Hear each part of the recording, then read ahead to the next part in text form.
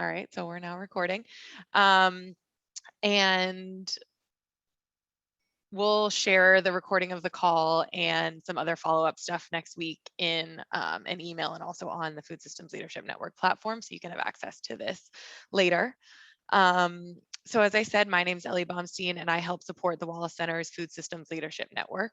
The FSLN is a national peer learning community of food systems leaders that connects people, strengthens individual and collective leadership capacity, and fosters collaboration across communities. The FSLN aims to accelerate the realization of a just, equitable, and sustainable food system that generates good food, health, and opportunity for all. So one of the goals that we're really focused on right now on Team FSLN is making sure that the network feels really responsive and resonant to the interests and goals of people that make up the network. And one way that we're working towards that goal is by engaging groups of what we call network weavers. And so network weavers are members who join the FSLN backbone team basically for 6 months and make connections between members, create opportunities for engagement, guide the directions of our offerings based on what they're experiencing in their own work and trends that they're seeing, and also share their learning and skills with the network, which is what we're doing here today. So with that in mind, I'm going to hand the mic off to Cullen Newmoff, who is one of our 2021 network weavers, and she's going to get us grounded in our conversation about data. All right. Thank you, Ellie. You guys can hear me okay? Your video is frozen, but you sound good, so. Okay, wonderful. Well, we'll go with the audio at this point. So yeah, thanks again, Ellie. It's been such a pleasure to be a network weaver and working more closely with the FSLN backbone team. And perhaps maybe some of you also know me in my other role. I think someone yesterday referred to me as like an instigator at Farm Fair, which it really resonated with me. So we're a software technology that supports food hubs to better network. And one thing which you'll hear more about from my colleague Tony and Amy later is around like why data standards are so essential to networking. But first I'm going to kick off this call to talk about like just set the stage. Why are we all here today and what are we talking about? So our goal for today's conversation is to be casual, but most importantly, to make kind of this language of data standards accessible. So what does it mean to have a data standard? Why does it matter to all of our work? And what's the vocabulary, right? That is relevant to help you navigate this conversation and issue as it relates to your work. And so today's format is very simple. I'm going to, again, provide that brief context setting, and then we're going to have Amy kind of provide some perspective on data standards from her experience at local food marketplace, and Tony's going to do the same. And we're not going to get highly technical. This is not about getting in the weeds of technology. This is to give you a foundation on the topic. And part of our goal today is as you have questions, like throw them in the chat. And again, we're going to kind of go back and forth. This is meant to be conversational. So please let's make it happen. So first and foremost, to set the stage, in my former life, I founded and helped co-run a food hub. And at that point in my life, I was super green, right? I was like, what does a bushel box look like? And how much does a 5 dozen ear bag of corn weigh? Like, besides just heavy, right? Very heavy, in fact. And so in order to kind of put our product catalog together, I did what any good student of wholesale and regional food systems does. I Googled it, right? Like, well, what are pack sizes for zucchini? What are pack sizes for carrots? And of course, I got several different resources back that said, you could pack carrots like this, or you could pack, squash like this. And so, using my most informed opinion, we put together a product catalog, and we asked farmers to pack in, 20-pound bag of carrots, and they would inevitably respond like, no, I pack in 25-pound bags. And so, we were navigating this constant, well, what are we selling in, and what are we calling things? And long story short, industry data standards for regional food systems would eliminate this mess that we all navigate. And so technically speaking, right, a data standard is a guideline by which data is described and recorded. And, this is as simple as when we ask a customer to buy something, do we ask them to buy rainbow carrots, Or do we ask them to buy carrots, comma, rainbow? And what pack size is that coming in? And so in order to really share and exchange and combine and understand data, which is so central to moving our industry forward, we need to standardize how we talk about these things. And you're going to hear more about kind of how this is contextualized from both Amy and Tony. And I think the other thing that both Amy and Tony are going to elaborate on is that data standards are also beyond just naming and pack sizes, and it can really allow our ability to report on the value that we bring to the ecosystem, meaning, you know, what is a farm laborer paid when they grow this food, and can we report that to the hospital that's buying it? A data standard can help us more easily report on those very important values-based procurement metrics. And the last thing I'm going to say is we're not crazy. Data standards are very common in industries. And, you know, there's kind of two ways data standards are often set. One is kind of a regulatory driven approach. And so, you know, one example of this is the FDA. The FDA sets many standards for how pharmaceutical companies, how many kind of health related players are reporting. And that is done to protect our health, right? So that's a regulatory driven industry standard, but oftentimes there are market driven, right? So the USDA does not require the commodity ag world to be packing and selling in various quantities, but because of kind of the market driven approach, that in the commodity market has settled on various standards. So long way of saying is that industry standards are very common to drive efficiencies. And there's kind of two approaches typically that they can come to bear. So enough said from me. Let's get to the main event here. And again, this is meant to be conversational. So anything that's coming to mind, put that in the Q&A. So Amy has really been rocking this space since 2009 when she co-founded Local Food Marketplace. And she's been, you know, just having all of that depth of experience in the arena. She's seen a lot. And I think this has really informed Amy's perspective on the need for a data standard.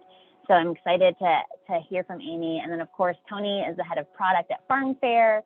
And Tony has had 2 decades worth of software development experience, but delved into the regional food system world a couple of years ago here at Farm Fair. And with fresh eyes and his software experience, you know, he asked, wait, there's no data standard that exists? So that was a really interesting perspective he brings as well. So Amy, I'm going to hand it off to you, and you can kick us off with your intro and kind of your initial thoughts there. Thank you, Colin. I really appreciate it. And thanks to both you and Ellie for hosting this session.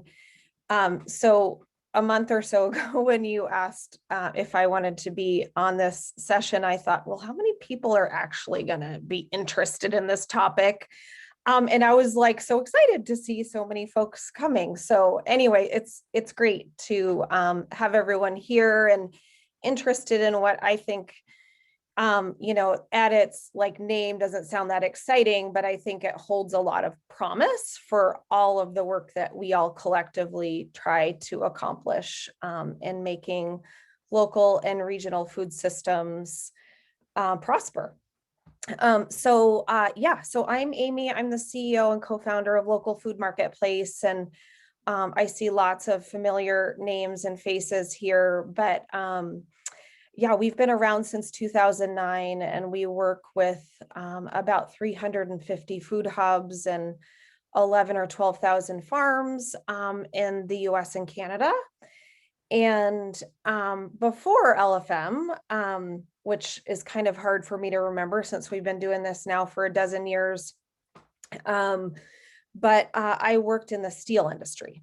I worked for a technology company that serves steel fabricators, and I saw in that my decade or so in that industry how it transformed technology and the adoption of standards and standard communication types of files and information allowed that industry to transform itself. And so when we founded Local Food Marketplace back in 2009, I saw, and my team saw a lot of some of the same challenges that local food was facing that the steel industry had faced before.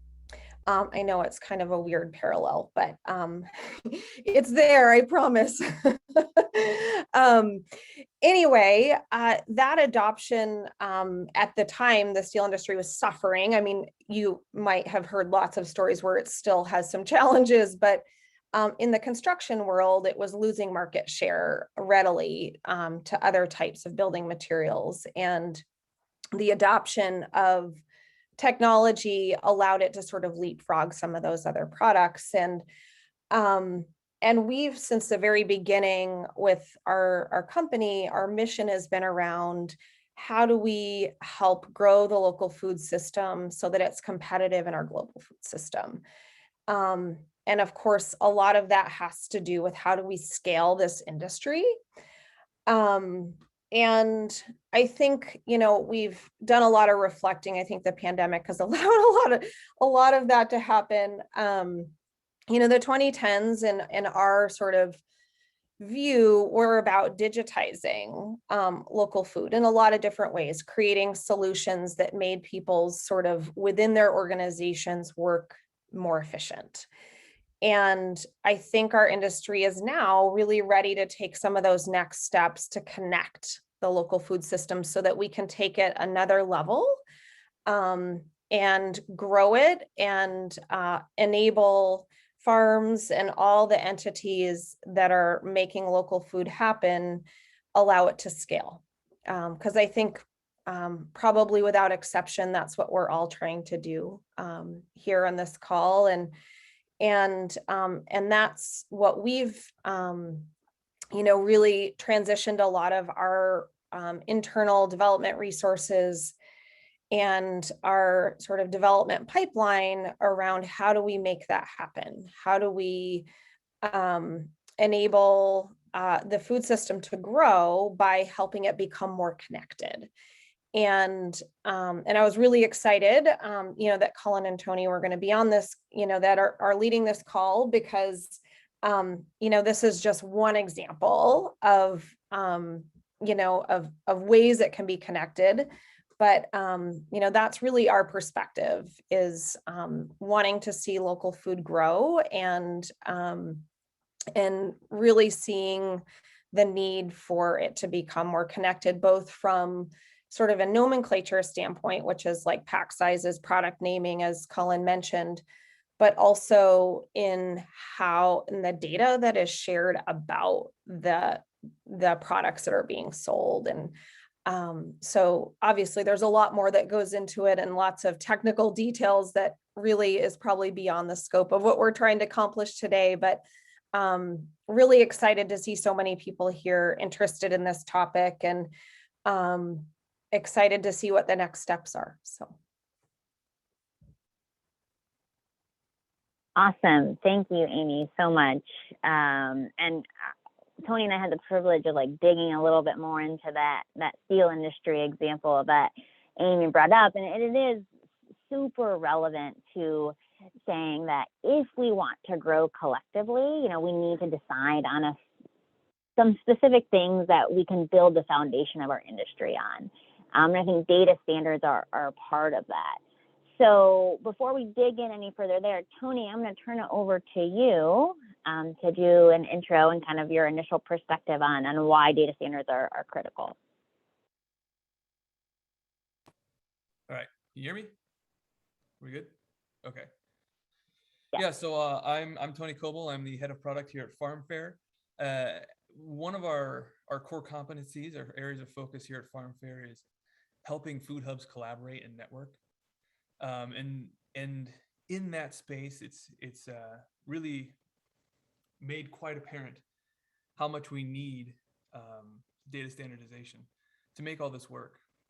Just to give you a context, because we talk to a lot of people when we talk at a high level about standardization, we get a lot of people that are looking at us suspiciously for the whole conversation. And then at the end, they ask the question of so what is that actually, what are you actually talking about? So just to give context to what we mean by that, it's critical for us that when one food hub talks about a specific product, we can tell if another food hub is talking about that same product. What do I mean by that? I see we have a comment over here in the chat about using 2 different units of measure. That's very much a part of this, but it's a lot more things than just the units of measure or the naming. I mean, you can cause confusion simply by changing the naming, where you've got, as Colin mentioned earlier, rainbow comma carrots or carrots comma rainbow. A computer algorithm may not be intelligent enough to figure that out if you weren't planning on it, that those might be the same thing. But if you are packing differently, say you have one farmer who packs bushels of those rainbow carrots, another one does bunches. Well, how many bunches equals a bushel? And then if you expose that in an e-commerce interface to a customer, and they're like, well, I need more carrots, but they're out of bushels. How many bunches do I need to order? I have no idea. Causing a lot of confusion for them, potentially losing sales where you could continue to provide that produce. Similarly, if somebody's looking for an organic product, needing to know whether or not this product at this hub is organic or conventional versus the one over at that hub, you need to have that continuity of, is this actually the same thing? And talking about it in a way so that everyone can tell if it's the same thing, so you can make those connections and complete those sales. So a little bit of concrete data setting there.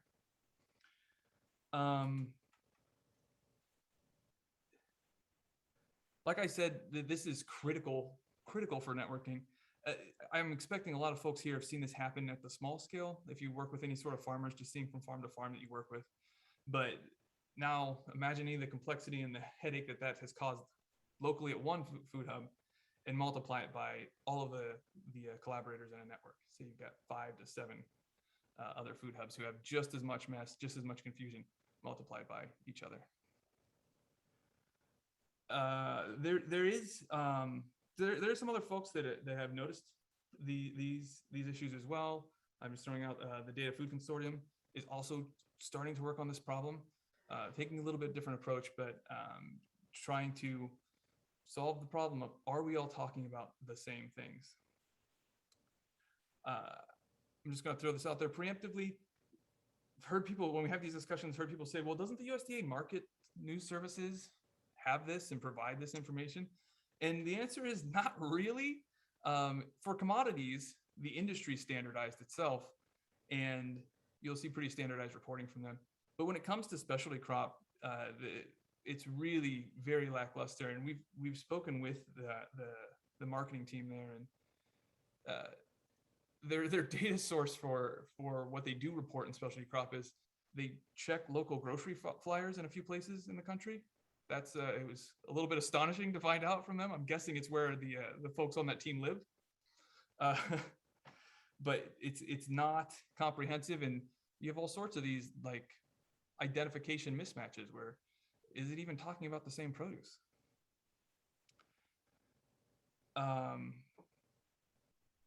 We also, there's some auxiliary things that also helps enable, like we just talked about market news.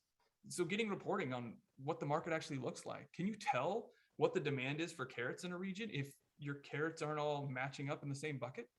Can't even tell they're all carrots. How can you tell what the demand for carrots is?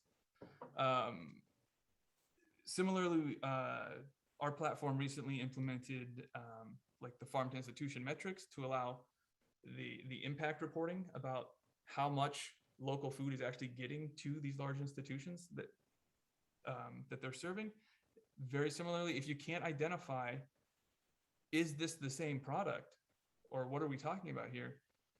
Does it really matter if you know how much came locally, right? Like it's much less meaningful if you can't correlate all those things back together.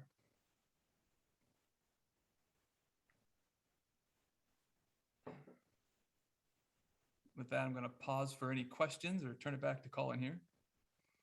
Perfect. Oh, yeah. Thank you, Tony. And I want to, okay, yeah. And as I'm reading that, I want to kick it back to Amy for just a second to, you know, I heard you talk, Amy, about kind of like this data standards are important to driving efficiency in our industry. And I'm wondering if you can kind of just unpack that a little bit more and describe, kind of like connect the dots on why that is. Sure. I probably, there's probably a lot that I'll leave out, but not on purpose, but because it's a big topic. I think sort of building a little bit on something that Tony just said, which was around the conventional food system adopted its own standard, right?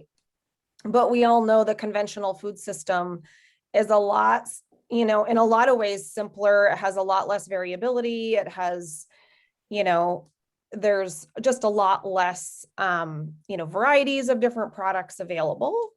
And so standardizing the conventional food system, in my view, was both easier, but also maybe not even as critical as it is for our local food system. I think that wasn't exactly your question, but I do think and expect a lot of folks to think, gosh, well, why would I do that? That sort of seems like it's sort of copying or becoming a different version of the conventional food system. And I think that, in some ways, like, that pushback is valid in that, we don't want to become commodities, right? That's the exact opposite of what we're trying to do. Because then, it's really, we're really no different, and not really achieving the things that we're trying to achieve. But at the same time, I think in order to achieve the kind of scale and the kind of sales volumes that are very possible within local and regional food systems, some standardization needs to get in place. So what does that look like? What does standardization look like? I think was your original question. So I think it goes to, and it doesn't necessarily have to be, I see a comment in here that Sue made about, well, we had a front of the house and a back of the house, sort of different way of calling things. And I think that we're seeing that sort of need, and it may not just be front of the house, back of the house, what you call something at the farmer's market versus how you're presenting that same exact product to a grocery buyer or an institutional buyer. Those they might look a little bit different and maybe slightly less technical. So I do think we don't have to just sort of throw standards out while still getting to sort of preserve some of that artisanal spirit, so to speak, of local food systems. So, and that's really why folks like us and Farm Fair, and I think there's probably other tech folks on this call that that's, those are the kinds of things that we can sort of tackle if we have a standard that is sort of in place, where we can kind of preserve some of that uniqueness and the ability to customize how you call things and name things to your average consumer buyer to make it, sort of to get the marketing side of it interesting, because your average consumer site is not going to see carrots, rainbow. They're not going to put that on their online storefront or sitting on their farm stand. But I think we can preserve that uniqueness without and also have standardization at the same time.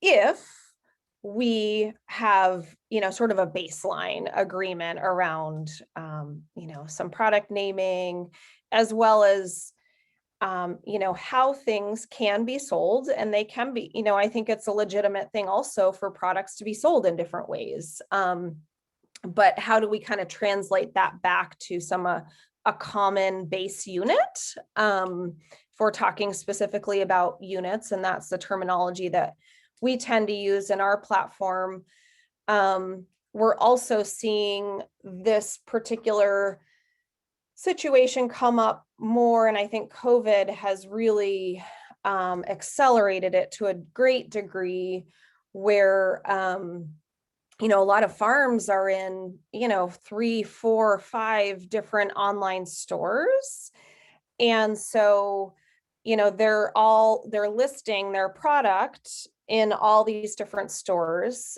and they're having to do it somewhat manually in some cases, but then they're getting the data back to the farm in like rainbow carrots, and maybe from another store just carrots, and then and then they're in bunches here and in 2-pound bags there, and it's like they have to translate all of that information to their crew to harvest it.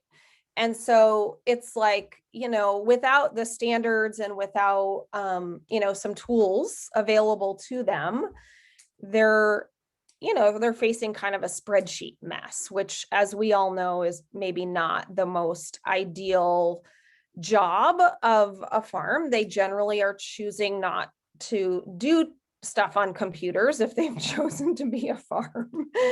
So, that lack of standardization by those of us that are maybe not growing the stuff creates excess cost also at the farm level, which continues. I've heard lots of larger buyers complain about pricing for buying local food, and it's like, well, that is a big piece of it.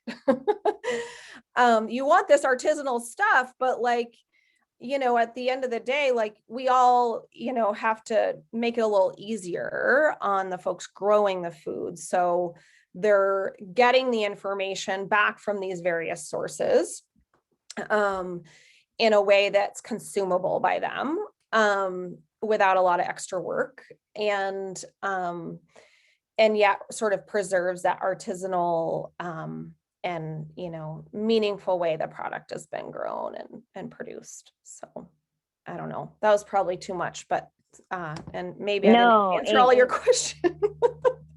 No, I thought that's like so illuminating, right? So I thought that was a really great example to talk about, like, why are standards important? Well, like in this case, Amy just said, is that because farmers are getting all this information back, they have to puzzle through it at their level. That can be said for the same thing at the hub level. And part of, I think, the lack of efficiency within our regional food system is that we need better comprehensive market information, both to make a lot of different decisions, whether it's like packing at the farm or to make production planning decisions. And part of the reason we can't get to that robust market information is because we're lacking standards. And before I respond to some of these comments, very good comments, I should say, in the Q&A, I want to kick it to Tony to, in his commentary, he mentioned about kind of the same topic around reporting and why are data standards important to that market information. And Tony, I'm hoping you can elaborate a little bit on that and why it's essential to the future of production planning.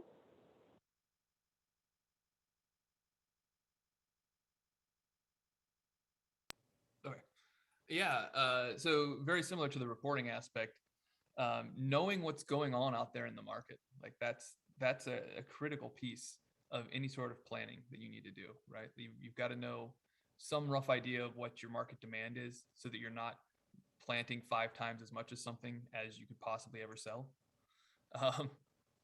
You've got to be able to then divvy that up to all the farmers that you're working with, right? Here's the demand that we expect. We want to bring in this much zucchini, this much, tomatoes, whatever you have there. And then talking about that in the same terms so that it can be properly distributed among those farmers and they know what to go do.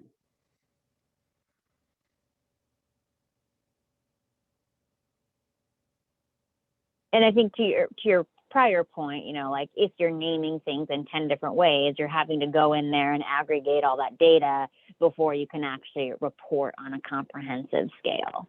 Mm-hmm.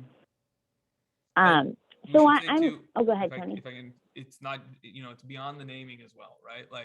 there's extra constraints that need known in this process. Like one example of a local hub very close to me geographically right now, supplying a pickle manufacturer, right? So this local regional pickle maker needs specific size cucumbers. It's not even just, I need organic cucumbers. I need cucumbers that are exactly between this length and this length, because that's all I can fit in my jars, right? Like, all those things need to be understood to be able to translate that from one farm or one hub to the next. Great, thank you. So I see basically some questions here great. And so we'll get you on here in a second. I see some questions here in the chat about kind of around like, how do you set a standard? And how do we envision that going forward? And I'll take a stab at this, and then Amy and Tony, please, jump in. So I do think it is important to say that like market news and reports is collecting data, but I see Ashley on the call. Feel free to step in here too, Ashley. From our previous conversations, there's not the regulatory power, and that might be the wrong phrasing, to kind of mandate a standard. And so what market news can provide is kind of aggregated data to say, across all of the national data we collect, here's kind of the most often used pack size and naming for, pickling cukes or whatever it might be. And so you can use that to start to inform what, as a industry, we might set as a standard. But to Sue's point too, you certainly want to take in, well, what are the customers expecting? And there's a whole, this was news to me, just in full transparency. There's a whole science and industry around like, how do you set a data standard? And I might call out Matthew Lang at the University of California. He has a kind of nonprofit called IC Foods. And I can put this in the chat, but kind of his whole body of work is helping people understand and helping groups understand what's the most relevant way in our industry to set our standards. So I think how I would think about going forward is like really building this kind of consortium of interested parties to kind of put together what that standard looks like, put it back out to the industry for feedback and kind of iterate upon that. But again, you're working from some research, both at, I think, the USDA level and the market side, the customers, to help set that standard. Tony, Amy, anything to weigh in there? I think you're going back to one of the first questions, which is, should this be regulatory or set at a regulatory level, or should it be sort of market-based? And I don't think any of us really are particularly attached to which approach it is, but my guess is that it's going to happen a lot faster if it happens from a market approach. And then keep it flexible for,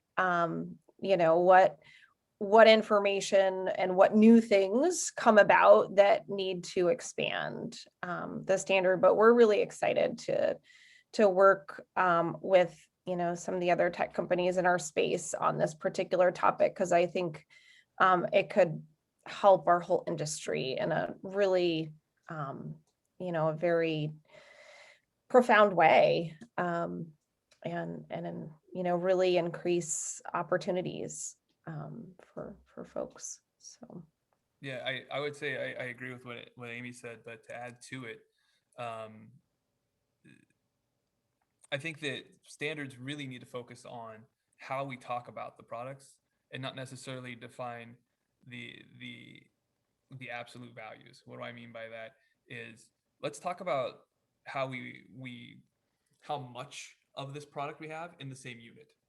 So we sell it in pounds, or we sell it in bunches, or you sell it like, cabbages by the each if you're doing a direct to consumer. Talking about, we use that same unit so that we can all make sense of it. But then regionally, you have to define, well, I don't need to sell cabbages by the bushel because I don't have a buyer for cabbages that would consume that much cabbages. All my cabbage consumers are like restaurants, and they use like 4 a week or something, right? Like, there's definitely a need for flexibility within that. Additionally, Amy touched on this a little bit too, but it definitely should not. I don't think there's any reason to be like there's legal weight behind this, and we're going to sue people or something because they're not following a standard.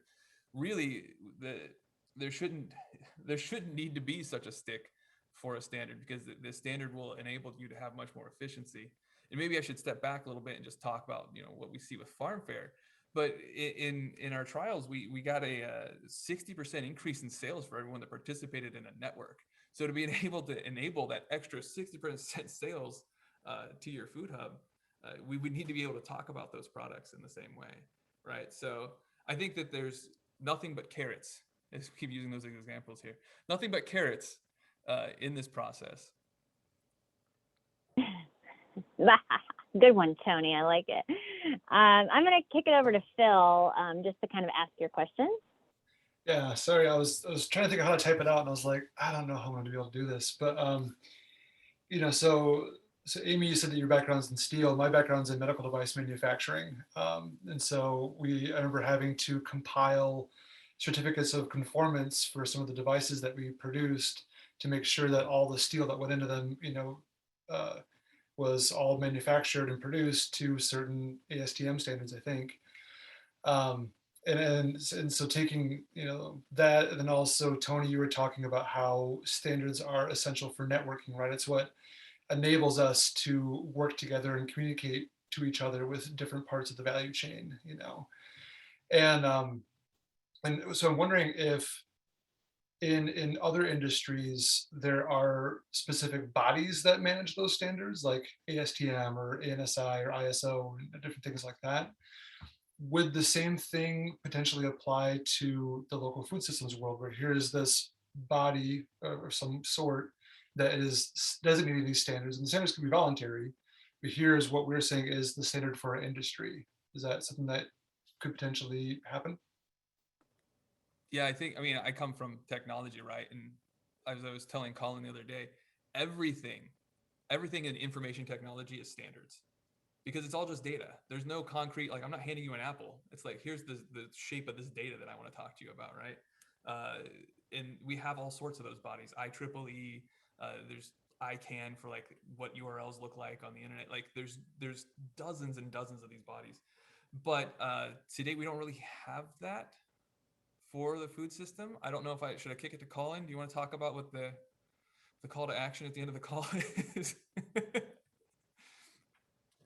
Yeah, sure. I can. And I think, Phil, your point is like spot on. Like who is kind of like the manager, of these data standards, and who helps us navigate as like new products come online or whatever that might look like.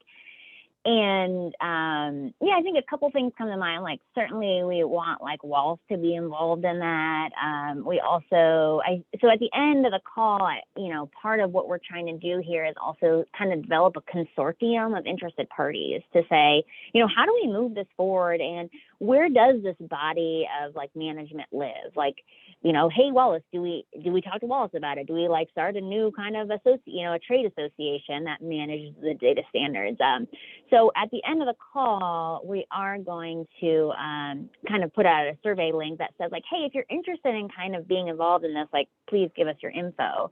And then that could be the beginnings of that consortium development. But yeah, that what you're saying, Phil, is very much kind of on our mind too.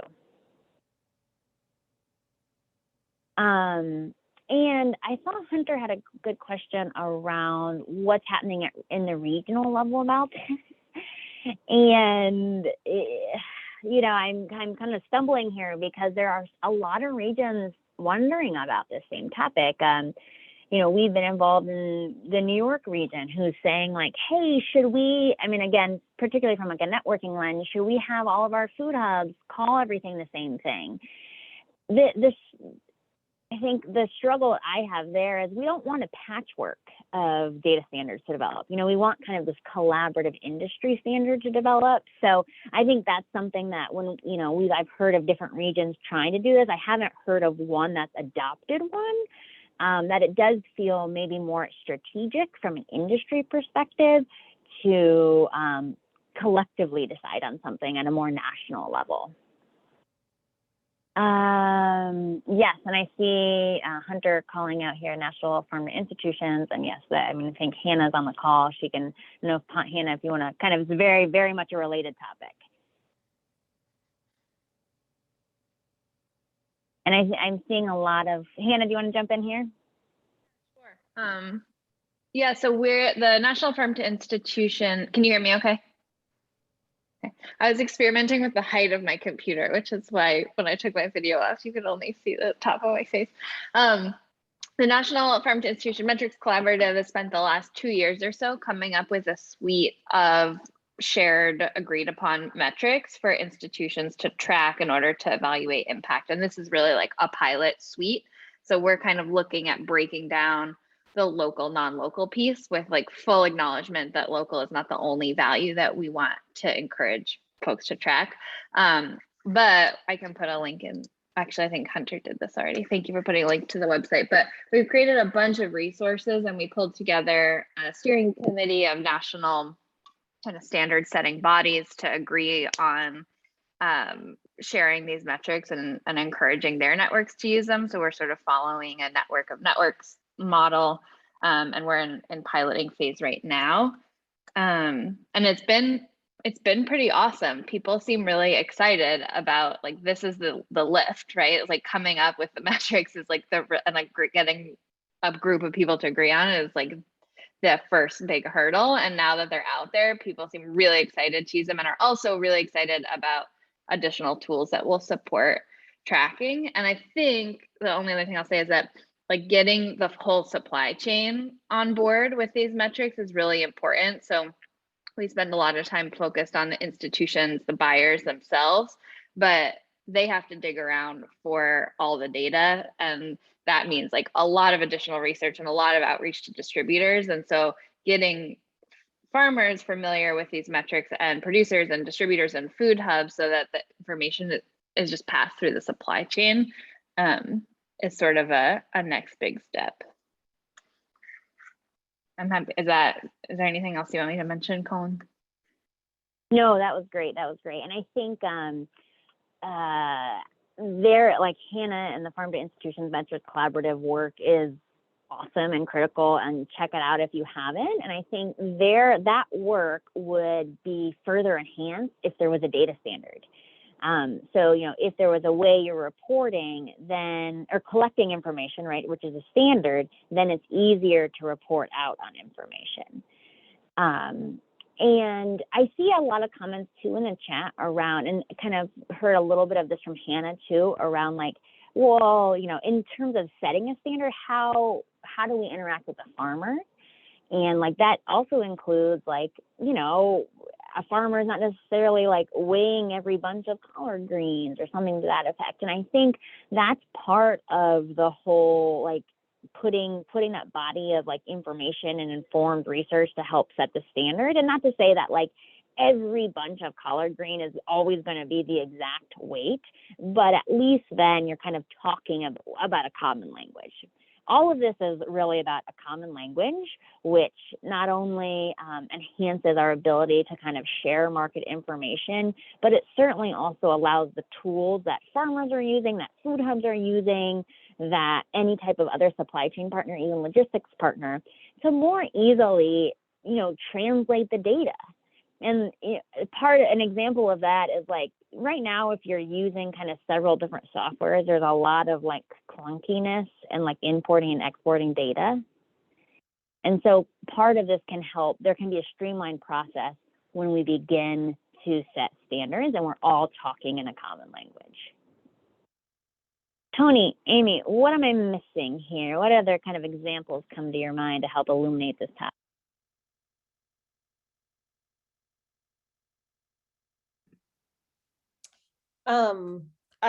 I don't know if I have any other examples, other than I think that keeping the farmer experience very farmer, producer, rancher experience, and whatever, because at the end of the day, like that's where everything starts, right? Like that's the source of all this quote unquote data we're trying to standardize. And so, you know, somebody asks, like, should that be based on the farmers, you know, information? They are absolutely critical I think in creating a standard, and because, you know, they're gonna have to really be ones that end up living with a lot of the end results of what that standard looks like, and how it impacts their day-to-day, you know, abilities to do their sales and produce their products and know what they should be growing more or less of. So And I also want to put, it's so true. And just to, like, obviously, Amy and we at Farm Fair work with a lot of hubs, and hubs are just also extreme partners and helping communicate to farmers, you know, if there needs to be an evolution in a pack size for various reasons. So that also came to mind, that when we've talked to hubs before, you know, like, hey, would a farmer be willing to change their pack size in order to kind of make the networking more streamlined? You know, the hubs are a critical partner in that too.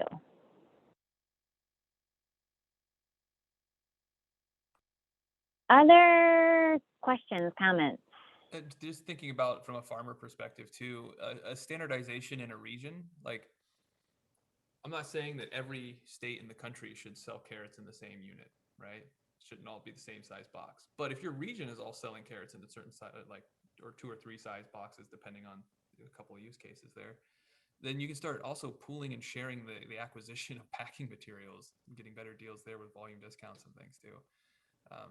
It's not just the ease of the data passing through, but, you know, Hey, everyone Tony. using that same box means you can probably get a better deal in that box. Tony? Yeah. Am I muted? Can you hear me? I hear you. No, your audio goes a little in and out. Could you maybe turn your video off and repeat that? Okay. Can you hear me now? Yes. Okay. I was just saying that the standards can actually make things easier for the farmers too, by having like a standard size you sell things in. I think if you're going to get resistance from a farmer, you're going to get resistance from the fact that, well, this is how I do it, and these are the supplies I have for packaging, right? But everyone's using a similar size packaging, you can all start sharing that packaging too. And then things like food hubs and stuff could help be distribution points for that, to, you know, do larger bulk discount buys for that. True. Yeah.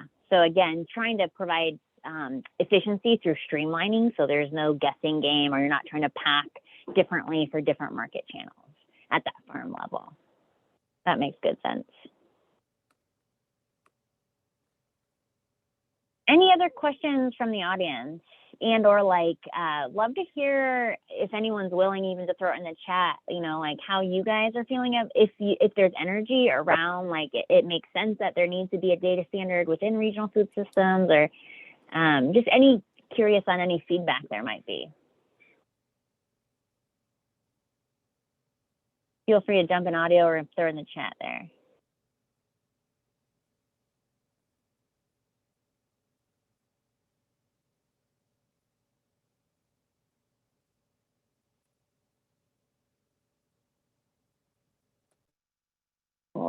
Cool.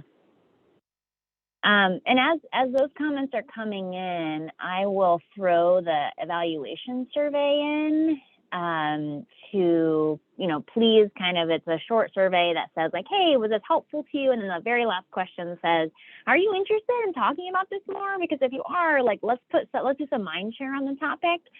And yeah. And again, like, all these perspectives about like how do we set the standards will be really useful in being part of that mind share. The second thing that you'll see in a follow-up email is not only the recording, but also a link to a discussion group that my fellow network weaver, Sean Peterson, is managing. And those discussion groups are on the Fsln platform. And it's really meant to be a place to continue and document the conversation collectively. So in terms of like thinking about next steps, like we will be managing that through that discussion group. I don't know, Sean, if you want to say anything about the discussion group. Yeah, I think if you're like me, you kind of come out of these conversations and you're really excited and you built some momentum, then maybe you don't have anyone on your team to talk to about it, and you just want to continue this. So instead of going home and boring your partner about data management among food systems, jump on this chat and let's have a little conversation. We're hosting that in one of the groups. So if you're on the Food System Leadership Network site, there's something at the top that says Community Group Center, and below those is discussion groups. And we are hosting this within the value chain coordination group, and you can jump in there and there'll be a link and instructions on how to do this. And if you're not a Food System Leadership network member, there's instructions on how to join. But I found this a really fascinating conversation. I work at a different set of the food systems, but I think a lot about data standardization as well. And so I'm excited to have this conversation with you guys there. So, and thanks, Ellie, for dropping that link, and it'll be in an email as well. So let's continue to have this conversation. There's so much we can sort of hash out in this group. So. And I love, like, Sean has all these like great clips, and I love that, like, don't bore like your kid or your pet or your partner on this. Like, there are places that people who want to talk to you about with this, and I'm really just enjoying kind of reading the comments in the chat box, like thinking about like lack of data standards, a challenge to GusNIP grantees. Agree, Hunter, like thinking about how to grow inter-organization collaboration, there has to be data standards in order to do that. So I think part of the goal here was to illuminate why data standards could be such a useful tool, and again, like driving efficiencies and growth in our industry. So Tony, Amy, any parting?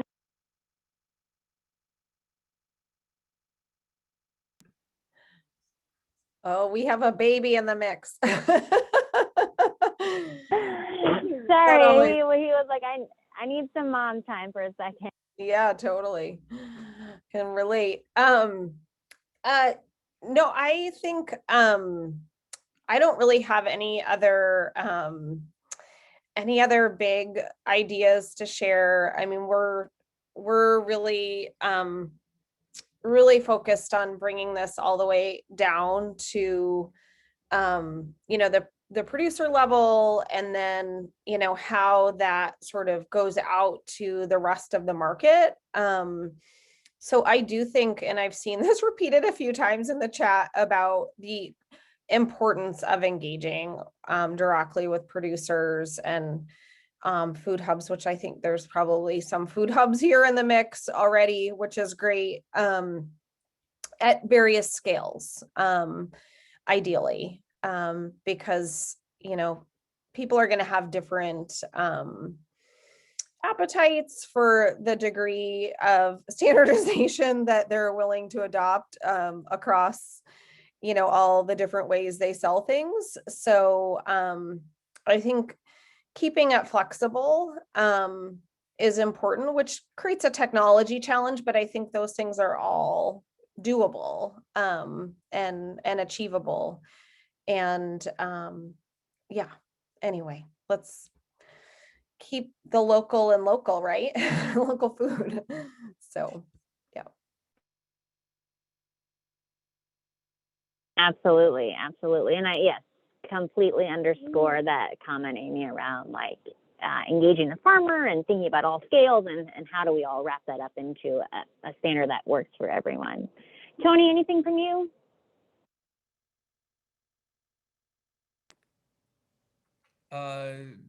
Just that I'm really eager to make this work and see local continue to thrive, because it's definitely been taking off recently. Wonderful.